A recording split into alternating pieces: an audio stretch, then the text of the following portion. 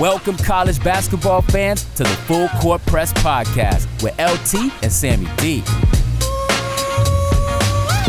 This is the podcast that brings you legendary stories from college basketball's golden era and dives in deep with a current analysis of today's game.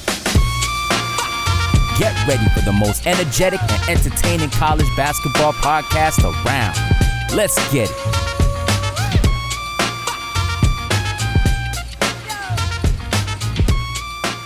And we're back, Sammy D. Full Court Press Podcast, a college basketball experience. Luke Taylor here. I got my back in the flesh. He's healthy. He's well.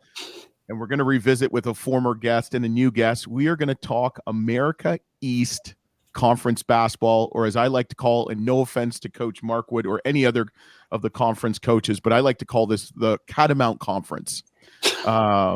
Due to Coach Becker being on the podcast before. Coach Markwood didn't like that too much, but he actually helped the Catamounts for a couple years. So Coach Becker from Vermont, welcome back to the Full Court Press. And Coach Markwood, welcome from the Maine Black Bears to the Full Court Press podcast. Thanks for having us. Yeah, thanks for having.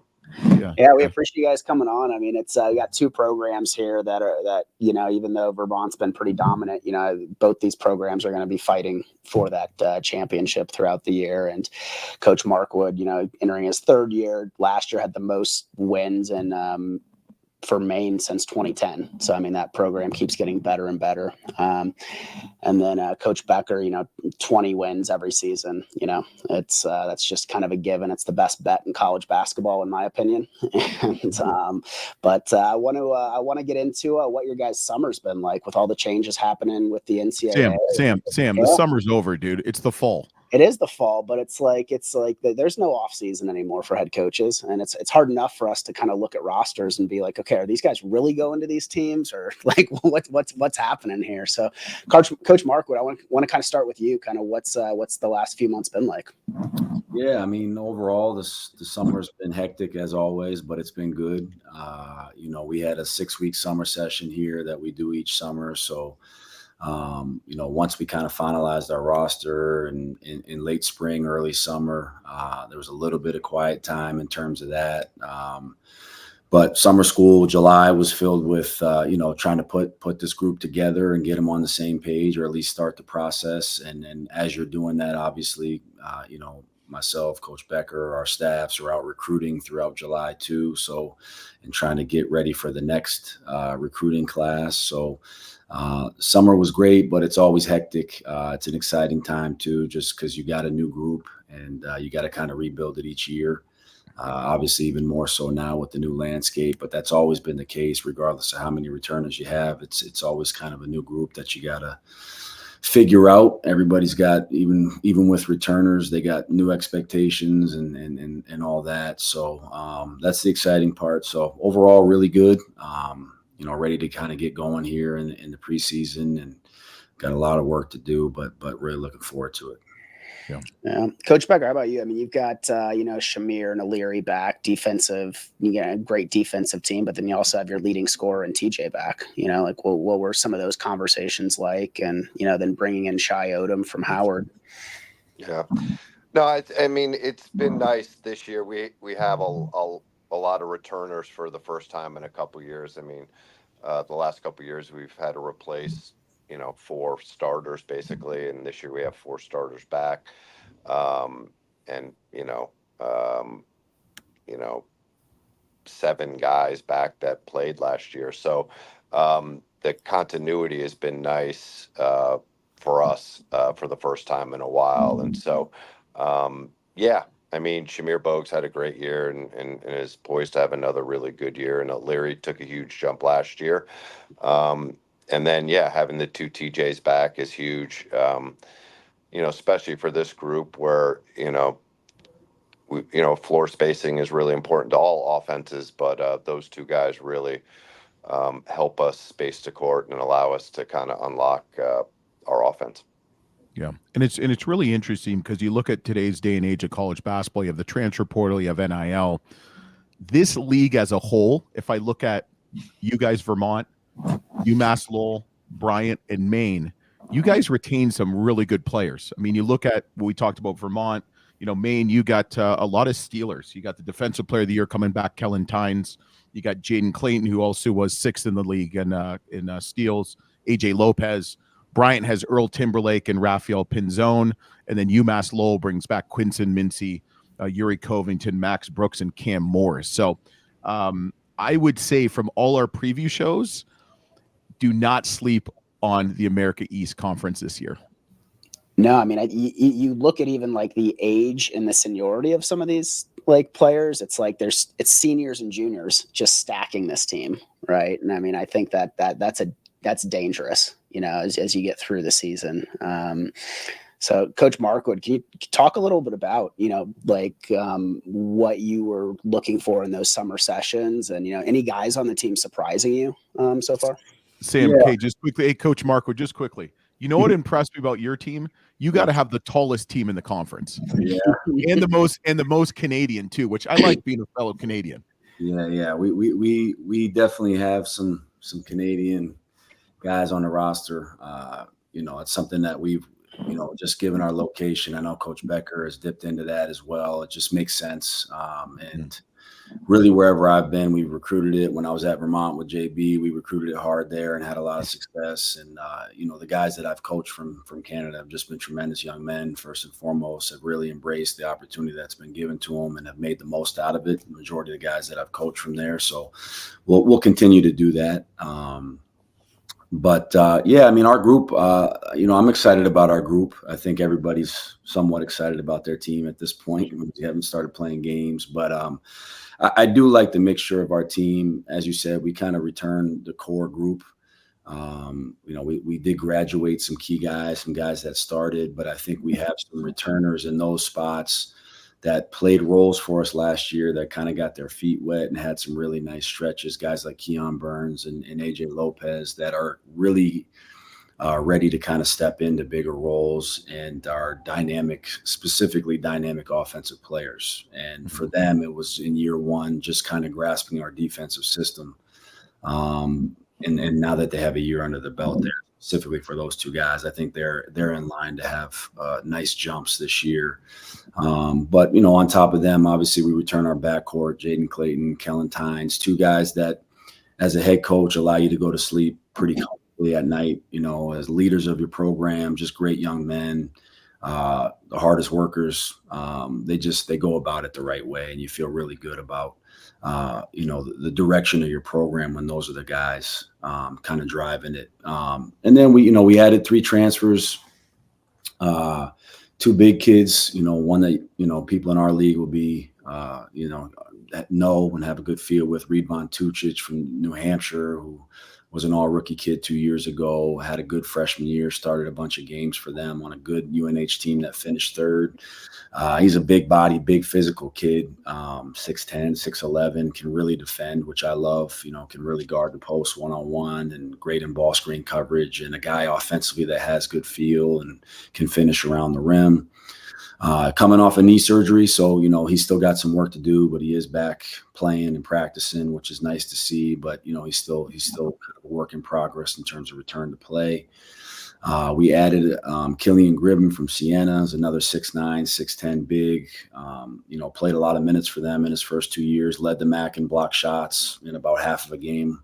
Played about 20 minutes a game and led the MAC in blocks. So another big mobile guy that can protect the rim and is versatile offensively, I think really fits how we play. And then we added Chris Mantis from Appalachian State, who's a 6'6" wing, really shoots the ball. We didn't shoot the ball consistently last year. We knew we needed to get better there. He kind of steps in day one and gives us that, along with length on the perimeter. And I think with him and AJ Lopez and Keon Burns playing more minutes, internally we've gotten better shooting too if those guys are playing more. So there's a lot there. I mean, I like it, but we got a lot to put together and get on the same page. So, Coach Becker, did you take any notes? He pretty much told you his whole the whole scouting report for when you guys play him a couple times this year. I mean, they're big. They like to steal the ball, and they're big. And they have a player that's got a knee injury, so you might want to factor that in your. Me and Chris talk all the time. He knows exactly what we got to. So, but it's funny talking about Canadians and be careful. Chris Markwood should be credited and is credited with bringing Trey Haynes in, and there's a a funny, I don't know, it's funny now. It wasn't funny at the time story when we recruited him. It was 2013. It was going into 2014 season. We had 6 scholarships. We'd signed 5 freshmen and we had 1 open. And I'll never forget, I came into the office and had an epiphany or whatever, but like, we need 1 more point guard. And Chris, one of the best assistants I've ever had. And it's like, oh, there's this kid, Trey Haynes up in Canada that I've been talking to. I think he's really good. And so, long story longer, the great went, it's gotten less, but back then, Canadian high school coaches were so, if you're recruiting their kids, they're so excited to have, you recruit their kids. So they put together this little event so I could go see them. So me and Chris went up there to Toronto, and, the place is packed, and they sit us like at half court on the other side of the court where there's no fans. So I felt like Coach K. I was like, Jesus Christ, they're rolling out the red carpet for us, and we're sitting there at half court. So Trey plays a game, and I was like, holy smoke. He was just unbelievable, fast, finishing. I was like, I love this kid. And I'm going to, let's offer him, blah, blah, blah. But they had 2 games. So they played, it was 4 teams. And so there was a break. We went to lunch. We came back. He played a second game. 5 minutes into the second game, one of his teammates, Trey's teammates, gets run over basically, and out of nowhere, Trey flies across and knocks the kid out. That punches the kid that knocked his teammate over. And so there's this big thing. The air goes out of the building, and they knew this whole thing was set up for Trey to kind of a showcase. And so the refs huddle up and they're like, what do we do? Like, this Vermont coaches are over there, but he just punched a kid. We got to throw him out of the game. So there was you put him 5 minutes in the penalty box. I was going to say it's Canadian and Vermont. That's what are you talking about? 2 hockey centric areas. You gotta so he gets thrown. So they finally are like, we got to they throw him out of the game. So I'm like, what do I do? Like, I don't, there's no manual for this. Like, can I offer a kid that just got thrown out of the game? Absolutely. That we came up here to see. And I'm the assistant. I'm the assistant coach that's just shook and nervous because I'm just like giving it to Chris. Like, what are we doing? Like, what do you got me into here, man? Yeah. Like, what am I gonna do here? So I was like, and so he gets thrown out of the game. His parents, and he's got 2 little brothers that now are graduating high school, which is hard to believe. But anyway, they all come out of the stands and they all go out into the hallway. And I'm like, so then I got to sit there through the rest of this game, like fuming. I'm like, I don't know what I'm supposed to do here. So anyway, we go out into the hallway, and I'll never forget this tiny little hallway. And his 2 little brothers are like pulling at my pant leg as I'm like, like, Trey, if you ever do this again, I'll throw you off the team. But I'd like to offer you a scholarship to Vermont. And he took it on the spot, and the rest he's the most important player I've ever had in my program, and is playing, is now playing at the highest levels. And it was the best decision I ever made. But you hear that, Coach Markwood? It's the best decision he ever made. I love it. I love that. At the time, you wouldn't have known that, but he was a tremendous person, great player, and just most important player I ever had. He set the culture here in a lot of ways, and but Chris gets all the credit for that. He had him locked and loaded, and Chris, unbelievable talent evaluator, and unbelievable assistant, and obviously a great head coach. So it's great. Yeah, shout out to Trey Haynes. Put up more than 1,600 points for you guys, 500 assists during his time there. Representing it as well overseas. I want to know how many fights did he get in? I'll tell you what, he's the toughest. I've coached a lot of tough dudes. He's the toughest dude. He was unbelievable. He'd get injured every practice, and he'd finish every practice. The amount of times he rolled his ankle and shoot-arounds and stuff, I was like, oh no, he's not going to play tonight.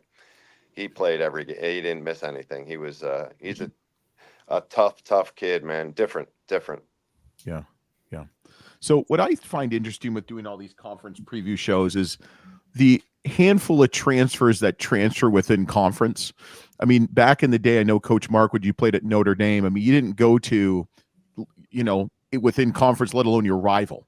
Okay. Like you're seeing it at every level, your level. Like, how does that work when it comes to recruiting kids that, you played against a couple times a year and you respect the coach per se? Yeah, it's not fun. It's not ideal. It's just kind of the new landscape. We're living in a little bit of the wild, wild west. Back when I played and when me and Coach Becker first got into it, most leagues had a rule like if you transferred inside the conference, you had to sit out 2 years. So that's why you never really saw it back then. You didn't really see it very often. And if someone tried to do it, it would become like this huge national story on social media where everybody would get Jeff Goodman or someone like him involved to try to force a waiver, essentially. And it became like this big deal. So it didn't happen as often. But now, with everything else, with the rules being so lax and just kind of they're letting everybody do it, I think, it's not ideal, but in a lot of ways it makes sense. I mean, the guys in your league better than anybody, and you know if they would fit. In our case, we took Ridvan Tucic. We've taken 2 guys that have come to us from UNH. And they're a little bit unique in the sense, and I think this is probably the case in most of them, but, both those guys, AJ Lopez, I had recruited when he was 16, 17-year-olds in high school. When I was at Northeastern, we offered him a scholarship. And so I knew him and his family pretty well. We didn't end up getting him or taking him to Northeastern at the time. He went to UNH. One of my guys on my staff right now, Jordan Bronner, was an assistant at UNH and coached him. So there was a relationship already there. So it made sense. And then Ridvan Tucic is a kid we've recruited since he was in high school. We were going to go on him when he first was coming out. So we had a strong relationship with him. He went in the portal last year after his freshman year. We recruited him again, thought he was coming then, and he decided to kind of go back because he'd only been there a year. And then when he left this year, it was kind of like, Coach, I want to come to Maine. I don't really want to look at any other schools. So, but that's kind of our story. But I just think now it's the norm. I mean, it's still a little bit awkward because you want to have the respect for everybody else in your league. It's just the gentleman's way of doing things. But everybody has to kind of find the best fits, and you're looking to turn over every stone. And sometimes those stones are going to be in your league. It's just natural. Mm-hmm. Yeah. Yeah. And Coach Becker, can you talk a little bit about the American East as a whole, this season and some of your peer coaches? It seems like, you've been coaching the American East for a while, but it seems like the coaching IQ and the level of coaches who are coming to the American East staying there, it just keeps getting better and better, right? And what Martelli Jr. is doing with Bryant, Duquette at UMass Lowell, Ferry at UMBC, and of course, Coach Markwood, can you kind of talk a little bit about the kind of coaching circle in the American East?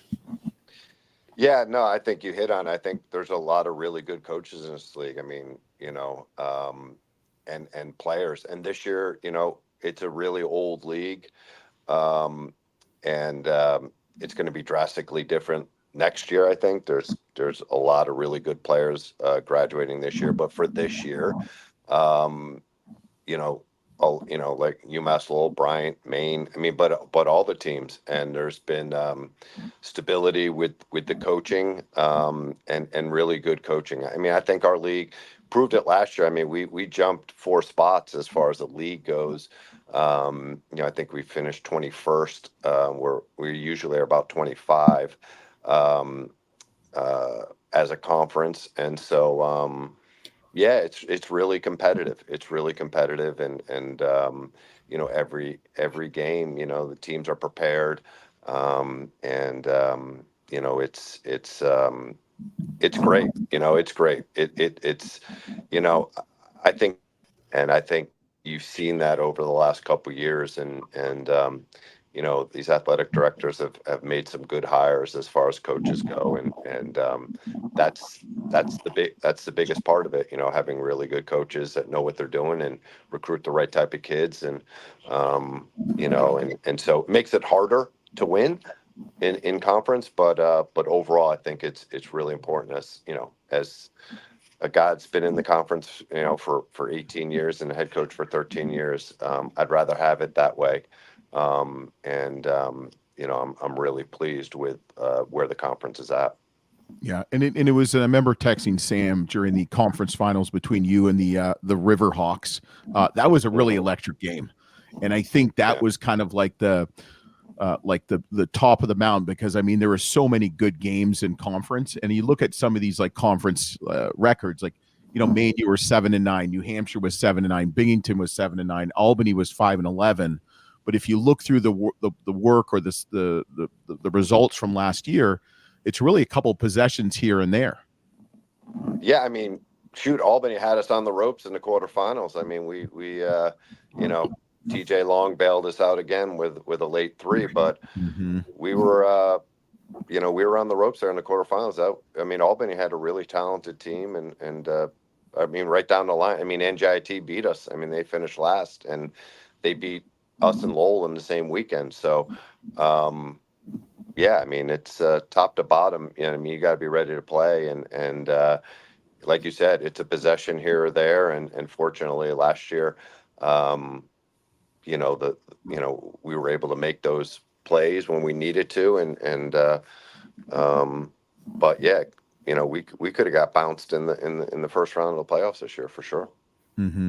Coach Markwood, do you see that kind of competitive nature with all the teams this year in conference? I mean, I know it's a one bid league and it really comes down to a weekend in March, but I mean, do you see? I mean, your team looks much improved on paper and obviously in practice too.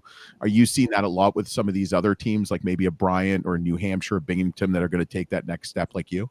Yeah, I definitely do. I think you guys kind of touched on it. I mean, I think our league and the coaching staffs have done a tremendous job of retaining their best players. And it's not just this year. If you looked at the league last year, it was very similar. JB is kind of, Coach Becker set the standard for this in terms of the culture at Vermont and keeping their guys. They've always done that, probably as good as anybody in the country. But I think the rest of the league too, over the last couple of years, at least since I've been in it, you look at a Bryant who's kept their guys. They have high level talent, and they were able to, Timberlake's back, Benzone's back, really good. Coach Duquette's done a tremendous job of keeping that core together at Lowell. They graduated some key guys off last year's team, but they have essentially 4 starters back, and then they've added to that. So they're going to be right back in the mix. And as Coach Becker said, up and down the line, I think you see the talent. Albany's they were talented last year. They've added some really high level transfers again, guys that have played in the ACC, guys that have played in the A10. They're going to be talented. NJIT is doing a tremendous job in terms of that. Lavelle at Binghamton has always had really high level talent. They graduated a good amount of guys, but I just trust him and what he's doing there. They're always right in the mix. Coach Ferry's been doing it a long time, longer than really any of us, and he's one heck of a basketball coach. And they were young. They had more younger talent last year, even though they lost a couple pieces in the portal. I still think they got a really deep roster in terms of a lot of guys that can do different things and will be ready to step up into their roles. So I mean, I think you could go down the list. I'm probably missing a team or two, but I do think the league is going to be really competitive, just like it was last year. And as we said, it's an older league across the board. So, every night you're going to have to bring it, or you're going to go home with a loss. So, which is exciting. That's how you want it. Okay. Yeah. So, guys, we do a little thing called the shot clock on the full court press. We learned a lot about Coach Becker last time we did this with him. Some love for the Grateful Dead. Shout out to them. And but we're gonna have some fun here. LT's gonna fire off 5 or 6 questions. They should be pretty easy. Maybe a trivia question there about the American East. But if it's a one-word answer, let it go. If it leads to a short story, the platform's yours, guys. LT, let's get it. All right. One word to describe the America East Conference. Competitive. That would have been mine too. Oh, okay. Competitive. Okay. Biggest misconception on America East basketball. Yeah, I think our league gets a slightly. I think we're the best mid-major league in the Northeast. Okay. Yeah, I would say definitely an undervalued league, and that's been the case for a long time. I mean, but and obviously it goes in waves, it goes in cycles. But I do think it's a league that's always had really, really good kind of hidden talent and great coaches, and that's kind of always been the story of the league. Okay. Toughest conference arena or gym to play in? Coach Becker's probably sitting in it.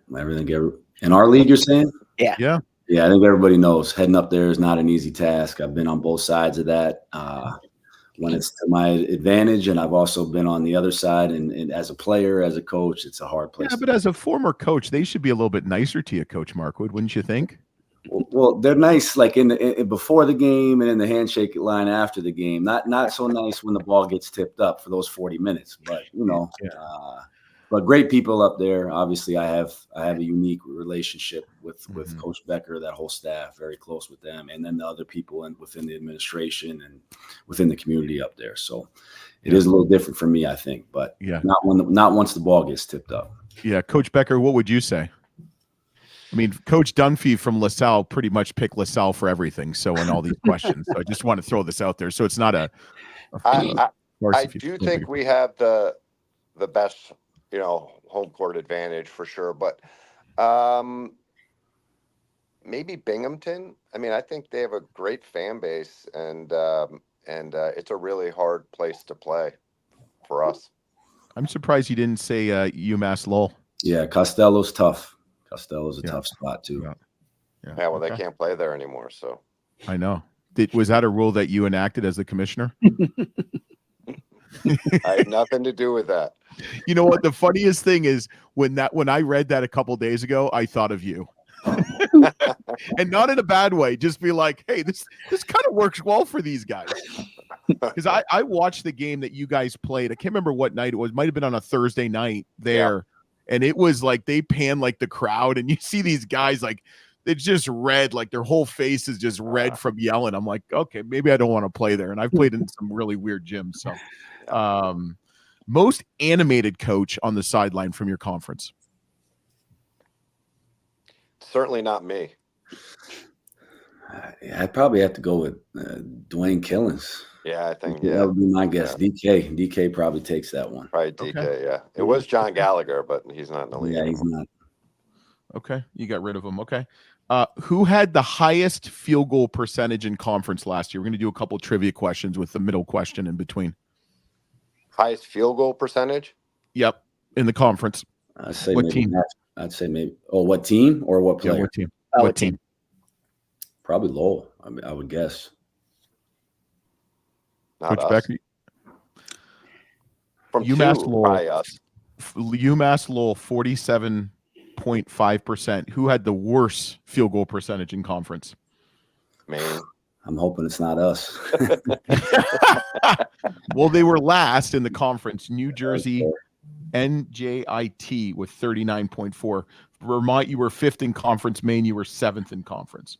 All right, this is a really Vermont was probably first, like with 15 seconds left, because I think TJ bailed them out like at least 3 or 4 times last year. Yeah, we weren't great offensively last year. No. Last year's over. We can focus on the positive in the future. So yes, I'm not great at doing that, but my therapist said I need to do better with that. Might need a new therapist too. Okay, so this is always a question that's really coaches are just really eager to answer. Favorite conference official? I'm not giving up my secret. You're the vet. I'm going to give you that one. I'm not giving up my secret. You know him better than anybody. I'm not answering that question. I'm not answering that question. That was you are the first coach out of 20 plus coaches that has pled the fifth. Yeah, so I'm pleading the fifth on that. Yeah, no, I don't want to give up any. Coach Markwood, who would you say? Well, we didn't ask you like Sam would say. We didn't ask you the worst.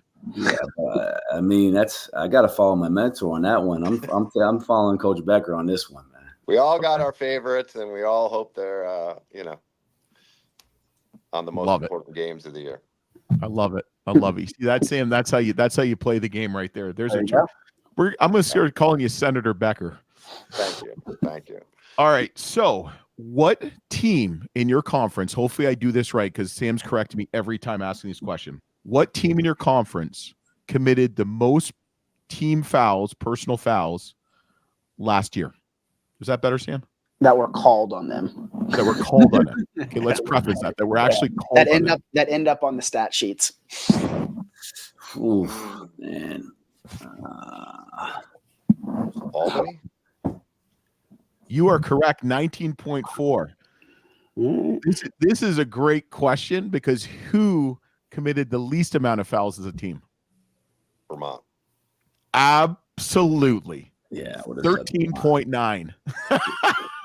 Now you know why the senator ain't answering that question. No, we teach defense without foul.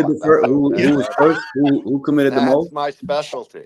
Albany committed the most. Albany. I would say Albany or Lowell. Yeah, Albany committed the most with 19.4. Vermont committed the least at 13.5. Maine, you were fifth with 16.3. Yeah. But the best answer, they're hacking up there in Orono.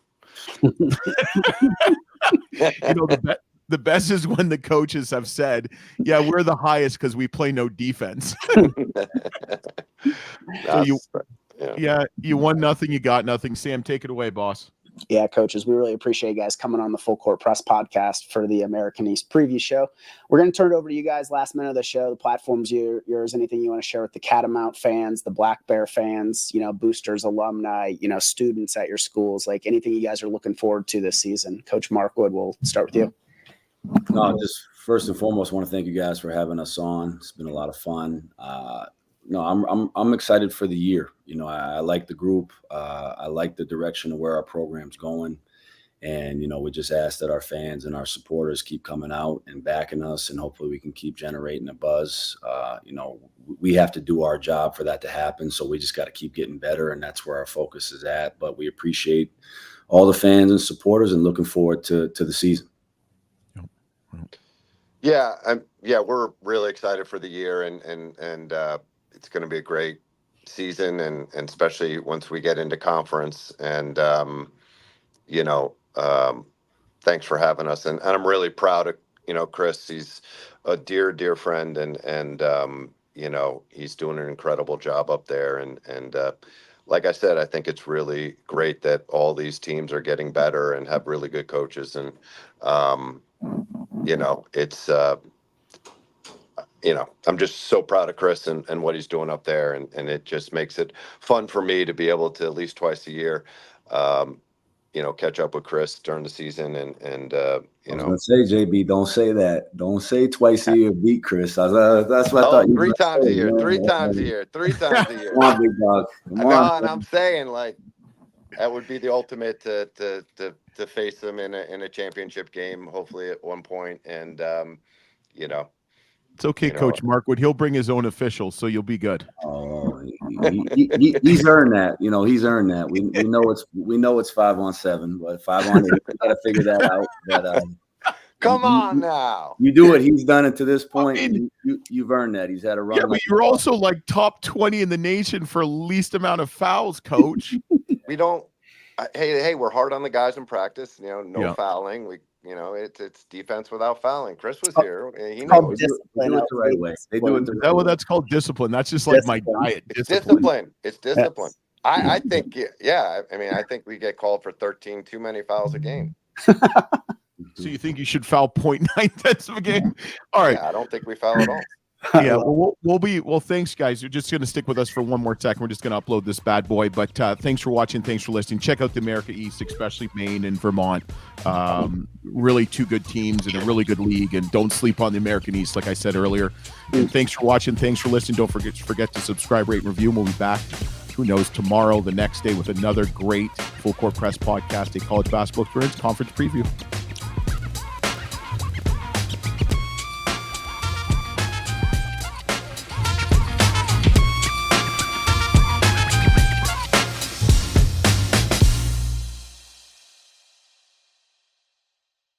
Let's get it.